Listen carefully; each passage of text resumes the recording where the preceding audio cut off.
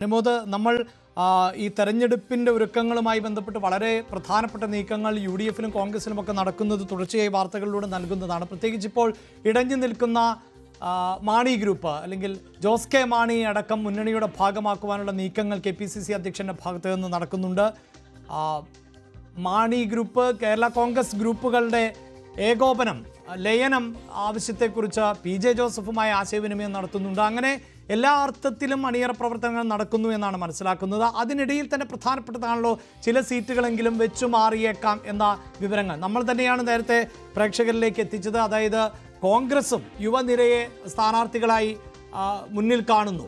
അതിൽ തന്നെ ചില ലീഗിൻ്റെ സീറ്റുകളിൽ ഉൾപ്പെടെ അല്ലെങ്കിൽ ലീഗ് മത്സരിക്കുന്ന മണ്ഡലങ്ങളിൽ ഉൾപ്പെടെ. അപ്പോൾ അത്തരം ചില വെച്ചുമാറലുകൾക്കും സാധ്യതയുണ്ട്. അവിടെ ഈ ആവശ്യം കൂടുതൽ ശക്തമാവുകയും അതിന് കൂടുതൽ പരിഗണന ലഭിക്കാനുള്ള സാധ്യതയും ഉണ്ടോ അനുമോദ്?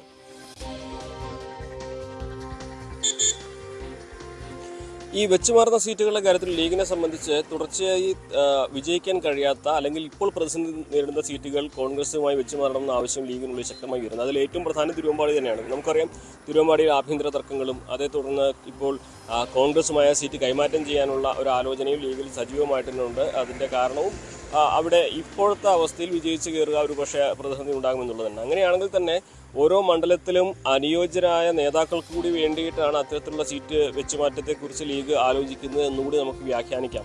കാരണം ഇപ്പോൾ തിരുവമ്പാടിക്ക് പകരം കോഴിക്കോട് കുന്നമംഗലമാണ്. കുന്നമംഗലത്ത് കഴിഞ്ഞ തവണ ലീഗിൻ്റെയും കൂടി സ്ഥാനാർത്ഥിയായിട്ടാണ് മത്സരിച്ചെങ്കിൽ അത് ലീഗിൻ്റെ ഔദ്യോഗിക ചിഹ്നത്തിൽ മത്സരിക്കുകയാണെങ്കിൽ അവിടേക്ക് വിജയസാധ്യതയുള്ള PK ഫിറോസിന് അല്ലെങ്കിൽ അവിടെ ജയിച്ചു കയറാൻ PK ഫിറോസിനെ സാധ്യത കൽപ്പിക്കുന്ന ഒരു ചർച്ചയും സജീവമായിട്ടുണ്ട്.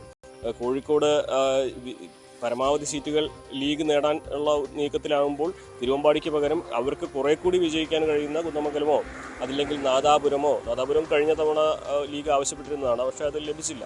അത്തരത്തിൽ കൊയിലാണ്ടിയോ ഒക്കെ ചോദിക്കുന്നത് തന്നെ കോഴിക്കോടുള്ള ലീഗിൻ്റെ നേതാക്കൾക്ക് കുറെ കൂടി മത്സരിക്കാനുള്ള ഒരു സാധ്യത ഉറപ്പാക്കുക എന്ന ലക്ഷ്യം കൂടി മുന്നിൽ കണ്ടുകൊണ്ടാണ്. മലപ്പുറത്ത് അവർക്ക് ഇനി സീറ്റുകൾ കൂടുതൽ നേടാനുള്ള സാധ്യത കുറവാണ്. കാരണം കോൺഗ്രസുമായിട്ടുള്ള ഒരു ഡീൽ അങ്ങനെയാണ്. 12-4 എന്ന സമവാക്യം തെറ്റിക്കാനുള്ള സാധ്യത കുറവ് തന്നെയാണ്.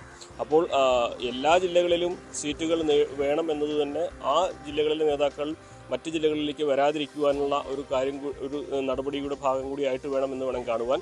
അങ്ങനെ ഒരു സാഹചര്യത്തിൽ വെച്ചുമാറുന്ന സീറ്റുകൾ അതത് മേഖലകളിൽ വിജയസാധ്യതയുള്ളവർക്ക് തന്നെ ഉദ്ദേശിച്ചാണ് എന്ന തരത്തിൽ തന്നെ ഈ ഘട്ടത്തിൽ നമുക്ക് വിലയിരുത്താനാകും. എന്താണെങ്കിലും ഇതിനെ സംബന്ധിച്ചുള്ള ചർച്ചകളൊക്കെ സജീവമായിട്ടുണ്ടെങ്കിലും ഔദ്യോഗിക തലത്തിലേക്ക് ഇതെത്തുമ്പോൾ എത്രമാത്രം ഈ വിഷയങ്ങളിൽ ഒരു ധീരമായ നിലപാട് നേതൃത്വം കൈക്കൊള്ളുമെന്നതാണ് പ്രധാനപ്പെട്ട ഒരു കാര്യം. പ്രത്യേകിച്ച് നേതാക്കളുടെ ബാഹുല്യമാണ് മുസ്ലിം ലീഗിൽ.